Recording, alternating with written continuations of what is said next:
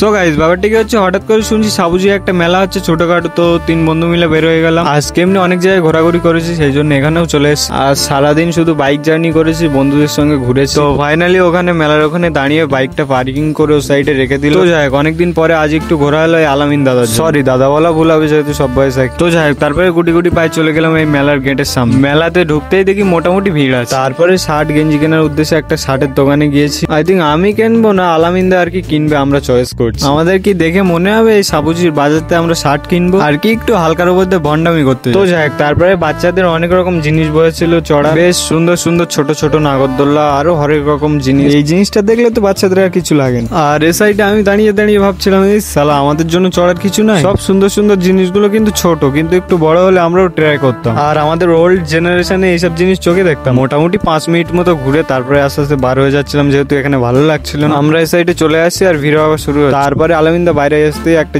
চাবির রিং পছন্দ করুন। রিংটা কেমন হলো রিভিউটা দিচ্ছে দেখুন। ডেভিড পুত্র 2000 সিসি। তারপরে ডেভিড পুত্রটা কিনে নিয়ে চলে আসছে। যতই হোক 2 টাকার জিনিস হলেও কিনতে হবে, কারণ মেলাকে নয়তো অসম্মান করা। যাদের যাদের ভন্ডমি ব্লগটা ভালো লেগেছে অবশ্যই সাবস্ক্রাইব এন্ড ফলো করে দিও। বাই।